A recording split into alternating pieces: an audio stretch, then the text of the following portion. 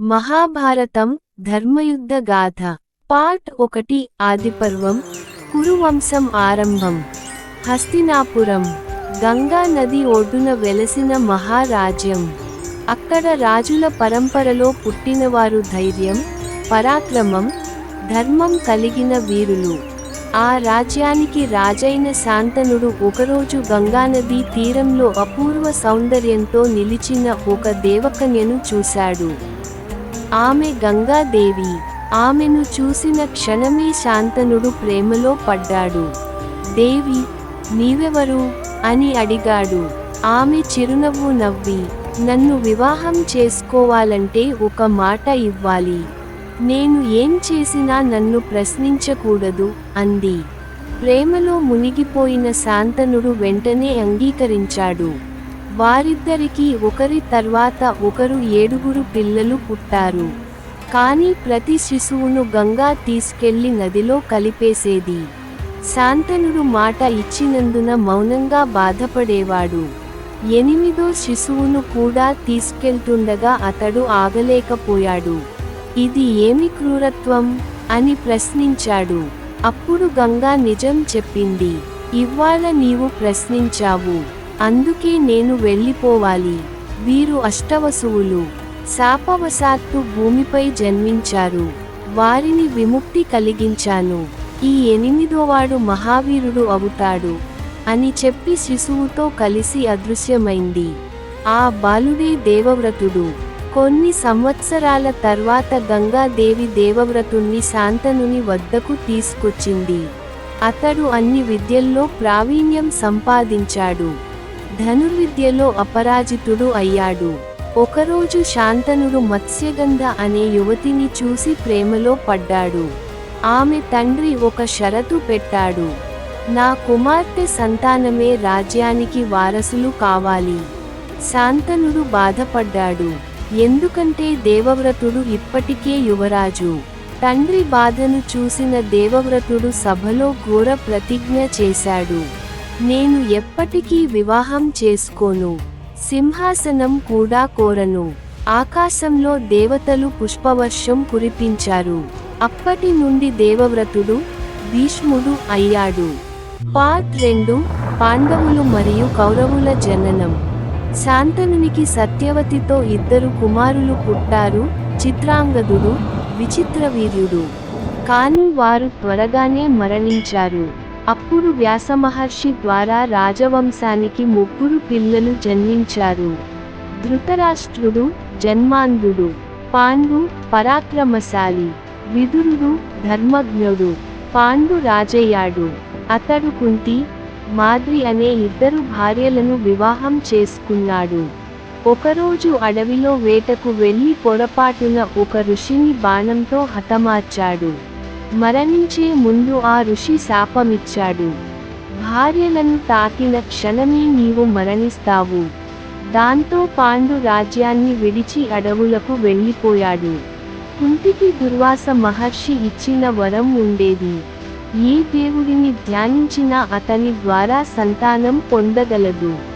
ఆమె ధర్మదేవుడిని ప్రార్థించింది. యుధిష్ఠిరుడు జన్మించాడు. వాయుదేవుడిని ప్రార్థించగా భీముడు పుట్టాడు. ఇంద్రుడిని ప్రార్థించగా అర్జునుడు జన్మించాడు. మాద్రి అశ్విని దేవతలను ప్రార్థించగా నకులుడు, సహదేవుడు పుట్టారు. ఇవ్వరే పాండవులు. ఇదే సమయంలో ధృతరాష్ట్రునికి గాంధారి ద్వారా 100 మంది కుమారులు పుట్టారు. వారిలో పెద్దవాడు దుర్యోధనుడు. పాండవులు, కౌరవులు కలిసి గురు ద్రోణాచార్యుని వద్ద విద్యలు అభ్యసించారు. అర్జునుడు అత్యుత్తమ ధనుర్ధారి అయ్యాడు. దుర్యోధనుడికి అసూయ పెరిగింది. పార్ట్ 3 లక్షాగృహ కుట్ర. దుర్యోధనుడు తన మామ శకునితో కలిసి పాండవులను చంపాలని కుట్ర పన్నాడు. వారిని వారణావతానికి పంపి అక్కడ లక్షతో చేసిన మహలులో నివసించమన్నాడు. అది అగ్నికి ఆహుతి అయ్యేలా నిర్మించారు. విదురుడు ముందే హెచ్చరించాడు. రాత్రి సమయంలో ఆ గృహానికి నిప్పు పెట్టారు. కానీ పాండవులు రహస్య మార్గం ద్వారా తప్పించుకున్నారు. ప్రజలు వారు చనిపోయారని భావించారు. అడవుల్లో సంచరిస్తూ భీముడు హిడింబాసురుణ్ణి సంహరించాడు. హిడింబితో ఘటోత్కచుడు జన్మించాడు. పార్ట్ 4 ద్రౌపది స్వయంవరం. పంచాల దేశంలో ద్రౌపది స్వయంవరం జరిగింది. ఒక భారీ విల్లు, పైభాగంలో తిరుగుతున్న చేప. నీటిలో ప్రతిబింబం చూసి చేప కన్ను కొట్టాలి. అనేక రాజులు విఫలమయ్యారు. బ్రాహ్మణ వేషంలో వచ్చిన అర్జునుడు లక్ష్యాన్ని ఛేదించాడు. ద్రౌపది పాండవులతో కలిసి ఇంటికి వచ్చింది. కుంతి తెలియకుండా, ఏం తెచ్చినా అందరూ పంచుకోండి అంది. దాంతో ద్రౌపది 5 పాండవుల భార్య అయింది. పార్ట్ 5 ఇంద్రప్రస్థ నిర్మాణం. ధృతరాష్ట్రుడు రాజ్యాన్ని 2 భాగాలుగా పంచాడు.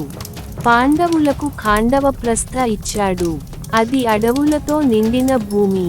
కృష్ణుడి సహాయంతో వారు దానిని అద్భుత నగరంగా మార్చారు. అదే ఇంద్రప్రస్థం.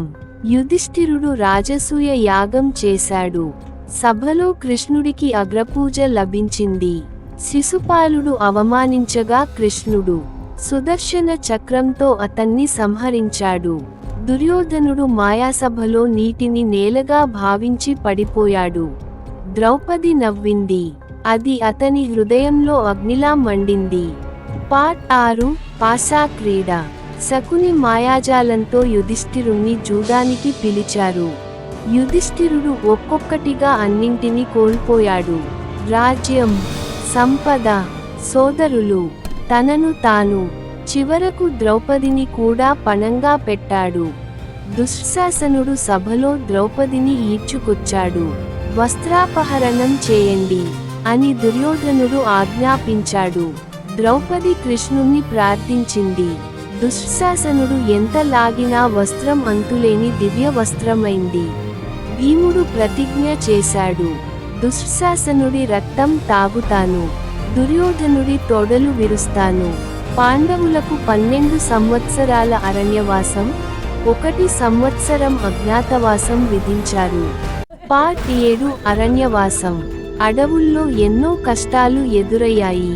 అర్జునుడు దేవలోకానికి వెళ్లి దివ్యాస్త్రాలు సంపాదించాడు.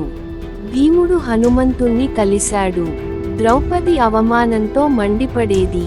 ఒకరోజు దుర్వాస మహర్షి అనేక శిష్యులతో వచ్చాడు. భోజనం లేక పాండవులు భయపడ్డారు. కృష్ణుడు వచ్చి అక్షయపాత్రలో ఉన్న ఒక అన్నమెతుకును తిన్నాడు. దాంతో అందరి ఆకలి తీరిపోయింది. పార్ట్ 8 అజ్ఞాతవాసం. విరాటరాజు వద్ద మారువేషాల్లో జీవించారు. యుధిష్ఠిరుడు కంకభట్టు, భీముడు వంటవాడు, అర్జునుడు బృహన్నల, నకులుడు గుర్రాల సంరక్షకుడు, సహదేవుడు గోపాలకుడు, ద్రౌపది సైరంధ్రి. కీచకుడు ద్రౌపదిని అవమానించగా భీముడు అతన్ని సంహరించాడు. అజ్ఞాతవాసం పూర్తయింది. పార్ట్ 9 కురుక్షేత్ర యుద్ధం. శాంతి కోసం కృష్ణుడు రాయబారిగా వెళ్ళాడు. 5 గ్రామాలైనా ఇవ్వండి అన్నాడు. దుర్యోధనుడు నవ్వి, సూది మొనంత భూమి కూడా ఇవ్వను అన్నాడు. యుద్ధం అనివార్యమైంది. కురుక్షేత్రం యోధులతో నిండిపోయింది. భీష్ముడు కౌరవసేనాధిపతి. యుద్ధభూమిలో అర్జునుడు తన బంధువులను చూసి దిగ్భ్రాంతి చెందాడు. ఇవ్వరిని ఎలా చంపగలను అన్నాడు. అప్పుడు కృష్ణుడు భగవద్గీత ఉపదేశించాడు. ధర్మం కోసం యుద్ధం చేయి. భగవద్గీత ప్రపంచానికి ధర్మ మార్గాన్ని చూపింది. పార్ట్ 10 భీష్మ పతనం. భీష్ముడు అపరాజితుడిలా యుద్ధం చేశాడు.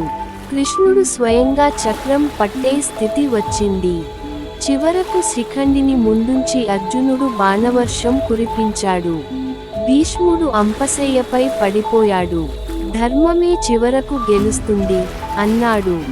పార్ట్ 11 అభిమన్యుడు వీరమరణం. అర్జునుడి కుమారుడు అభిమన్యుడు చక్రవ్యూహంలో ప్రవేశించాడు. బయటకు వచ్చే విధానం తెలియదు. కౌరవులు కలిసి అన్యాయంగా అతన్ని హతమార్చారు. అర్జునుడు కోపంతో మండిపోయాడు. రేపటిలోగా జయద్రథుణ్ణి చంపకపోతే అగ్నిలో ప్రవేశిస్తాను అని ప్రతిజ్ఞ చేశాడు. కృష్ణుడి మాయతో సూర్యాస్తమయం జరిగినట్టు చూపించి అర్జునుడు జయద్రథుణ్ణి సంహరించాడు. పార్ట్ 12 ద్రోణుడు మరియు కర్ణుడు. ద్రోణాచార్యుడు భయంకరంగా యుద్ధం చేశాడు. అశ్వత్థామ చనిపోయాడని అబద్ధం చెప్పడంతో ద్రోణుడు ఆయుధాలు వదిలేశాడు. దృష్టద్యుమ్నుడు అతన్ని సంహరించాడు. తర్వాత కర్ణుడు సేనాధిపతి అయ్యాడు. అర్జునుడు, కర్ణుడు మధ్య మహాయుద్ధం జరిగింది.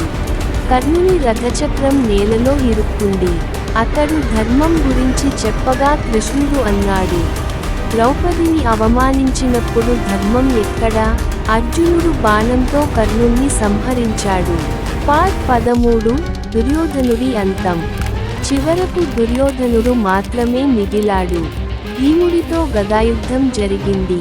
కృష్ణుడు తొడపై సంకేతం ఇచ్చాడు. భీముడు దుర్యోధనుడి తొడలను విరిచాడు. దుర్యోధనుడు నేలపై పడిపోయాడు.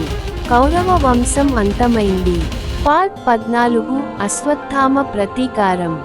రాత్రి సమయంలో అశ్వత్థామ పాండవ శిబిరంపై దాడి చేశాడు. ఉప పాండవులను హతమార్చాడు. ద్రౌపది కన్నీళ్లు పెట్టుకుంది.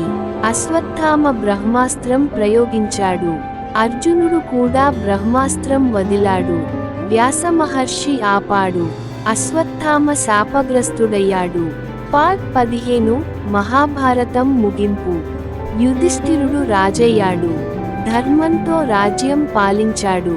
కొన్ని సంవత్సరాల తర్వాత పాండవులు రాజ్యాన్ని పరీక్షిత్తుకు అప్పగించి హిమాలయాల వైపు ప్రయాణమయ్యారు. ఒక్కొక్కరుగా పడిపోతూ చివరకు యుధిష్ఠిరుడు మాత్రమే ముందుకు సాగాడు. ఒక కుక్క అతనితో పాటు వచ్చింది. స్వర్గద్వారంలో దేవతలు, కుక్కను వదిలేయి అన్నారు. యుధిష్ఠిరుడు, నన్ను నమ్మి వచ్చిన వాడిని వదలను అన్నాడు. ఆ కుక్క ధర్మదేవుడు. యుధిష్ఠిరుడు స్వర్గానికి చేరాడు. మహాభారతం ఇచ్చిన సందేశం: ధర్మం ఎప్పటికీ గెలుస్తుంది. అహంకారం నాశనానికి దారి తీస్తుంది. స్నేహం, భక్తి, న్యాయం మనిషిని గొప్పవాడిని చేస్తాయి. కృష్ణుడి మార్గదర్శనం జీవన సత్యం. ఇదే మహాభారతం. భారత సంస్కృతికి అద్దం పట్టిన మహాగ్రంథం.